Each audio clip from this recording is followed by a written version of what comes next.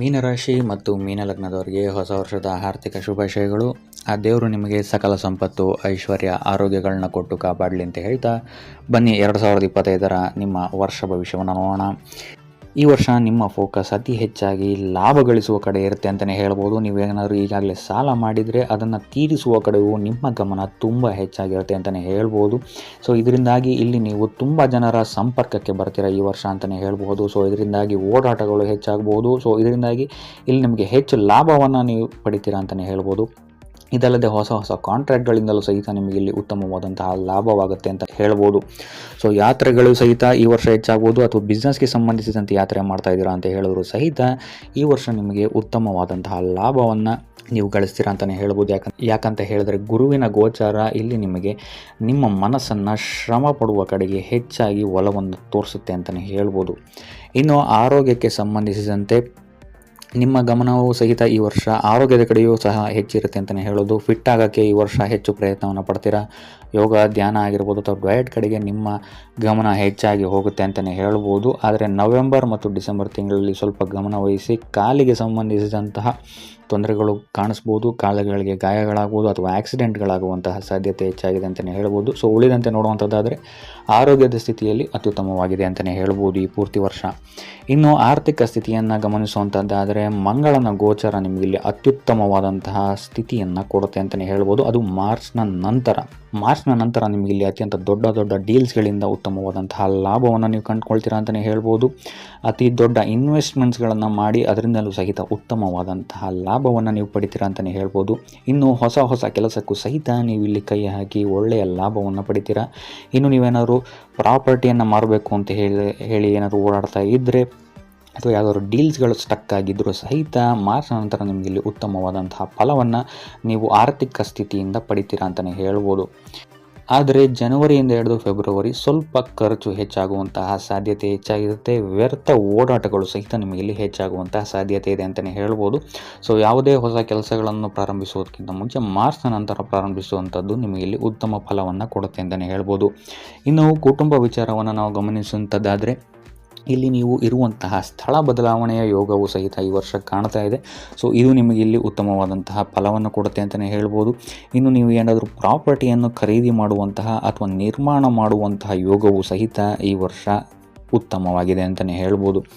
ಇನ್ನು ಸಂತಾನಕ್ಕೆ ಸಂಬಂಧಿಸಿದಂತೆ ಚಿಕ್ಕ ಮಕ್ಕಳೇನಾದರೂ ಇದ್ದಾರೆ ಅಂತ ಹೇಳಿದ್ರೆ ಇಲ್ಲಿ ಅವರಿಗೆ ಸ್ಕೂಲ್ ಚೇಂಜ್ ಆಗುವಂಥದ್ದು ಅಥವಾ ಅವರು ಓದ್ತಾ ಇರುವಂತಹ ವಿಷಯಗಳನ್ನು ಚೇಂಜ್ ಮಾಡುವಂತಹ ಅಂದರೆ ಫೀಲ್ಡ್ಗಳನ್ನು ಚೇಂಜ್ ಮಾಡುವಂತಹ ಸಾಧ್ಯತೆ ಇದೆ ಅಂತಲೇ ಹೇಳ್ಬೋದು. ಇನ್ನು ದೊಡ್ಡ ಮಕ್ಕಳೇನಾದರೂ ಇದ್ದರೆ ಅವರಿಗೆ ವಾಹನವನ್ನು ಕೊಂಡುಕೊಳ್ಳುವಂತಹ ಯೋಗ ಅಥವಾ ಅವರ ಕರಿಯರ್ನಲ್ಲಿ ಅತ್ಯುತ್ತಮವಾದಂತಹ ವರ್ಷವಾಗಿರುತ್ತೆ ಇದು ಅಂತಲೇ ಹೇಳ್ಬೋದು. ಇನ್ನು ವಿದ್ಯಾರ್ಥಿಗಳಿಗೂ ಅಷ್ಟೇ ಈ ವರ್ಷ ಅತ್ಯಂತ ಶ್ರೇಷ್ಠವಾದಂತಹ ವರ್ಷವಾಗಿರುತ್ತೆ.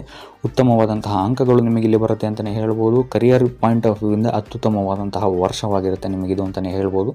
ಇದಲ್ಲದೆ ಮತ್ತು ನಿಮ್ಮ ತಂದೆ ತಾಯಿಯರಿಂದ ನಿಮ್ಮ ಇಷ್ಟಗಳ ಪೂರ್ತಿಯೂ ಸಹಿತ ಈ ವರ್ಷ ಆಗುತ್ತೆ ಅಂತಲೇ ಹೇಳ್ಬೋದು. ಇನ್ನು ದಾಂಪತ್ಯ ಜೀವನವನ್ನು ನಾವು ನೋಡುವಂಥದ್ದಾದರೆ 7ನೇ ಮನೆಯಲ್ಲಿರುವಂತಹ ಕೇತು ನಿಮಗೆ ಈ ಪೂರ್ತಿ ವರ್ಷ ಸ್ವಲ್ಪ ಅಶಾಂತಿಯನ್ನು ಉಂಟು ಮಾಡ್ತಾನೆ ಅಂತಲೇ ಹೇಳ್ಬೋದು.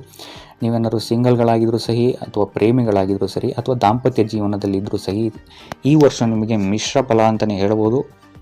ಎಸ್ಪೆಷಲಿ ಜೂನಿಂದ ಹಿಡಿದು ಸೆಪ್ಟೆಂಬರ್ವರೆಗೂ ತುಂಬ ತೊಂದರೆ ಉಂಟು ಮಾಡುವಂತಹ ಸಮಯ ಇದಾಗಿರುತ್ತೆ ಅಂತಲೇ ಹೇಳ್ಬೋದು. ಸಿಂಗಲ್ಗಳಾಗಿದ್ದರೆ ನಿಮಗೇನಾದ್ರು ಮದುವೆ ಫಿಕ್ಸ್ ಆಗಿದ್ದರೆ ಜೂನಿಂದ ಹಿಡಿದು ಸೆಪ್ಟೆಂಬರ್ ತನಕ ಅತ್ಯಂತ ಎಚ್ಚರಿಕೆಯಿಂದಿರಿ. ಇಲ್ಲಿ ಮದುವೆಗಳು ಕ್ಯಾನ್ಸಲ್ ಆಗುವಂತಹ ಅಥವಾ ಎಂಗೇಜ್ಮೆಂಟ್ಗಳು ಕ್ಯಾನ್ಸಲ್ ಆಗುವಂತಹ ಸಾಧ್ಯತೆ ಹೆಚ್ಚಾಗಿದೆ ಅಂತಲೇ ಹೇಳ್ಬೋದು.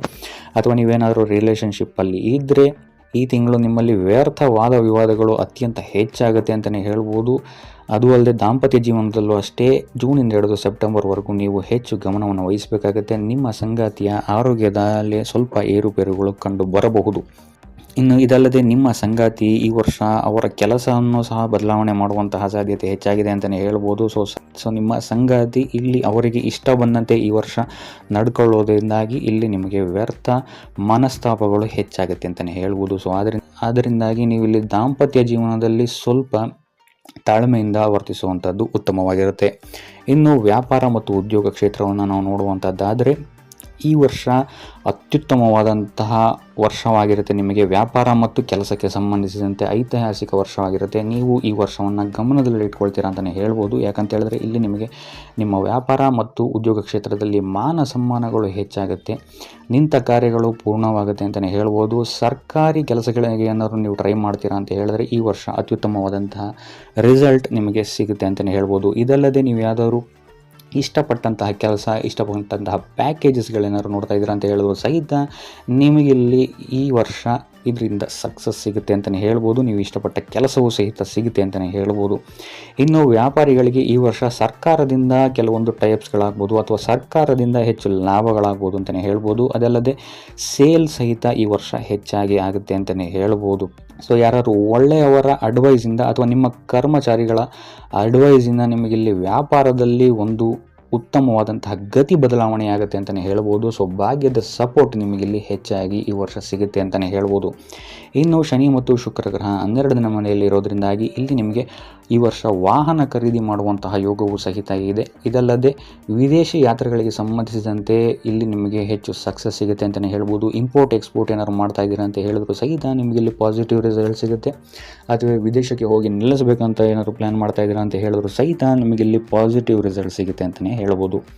ಸೊ ಒಟ್ಟಾರೆಯಾಗಿ ನೋಡುವಂಥದ್ದಾದರೆ ಮೀನರಾಶಿಯವರಿಗೆ ಅತ್ಯುತ್ತಮವಾದಂತಹ ವರ್ಷವಾಗಿರುತ್ತೆ. ಅದೇ ದಾಂಪತ್ಯ ಮತ್ತು ಪ್ರೇಮ ಜೀವನದಲ್ಲಿ ಸ್ವಲ್ಪ ತೊಂದರೆಗಳನ್ನು ಈ ವರ್ಷ ಎದುರಿಸ್ತೀರಾ ಅಂತಲೇ ಹೇಳ್ಬೋದು. ಸೊ ಒಟ್ಟಾರೆಯಾಗಿ ನೋಡುವಂಥದ್ದಾದರೆ ಉತ್ತಮವಾದಂತಹ ವರ್ಷವಾಗಿರುತ್ತೆ ಇದು ನಿಮಗೆ ಅಂತಲೇ ಹೇಳ್ಬೋದು, ದಾಂಪತ್ಯ ಜೀವನ ಹೊರತುಪಡಿಸಿ.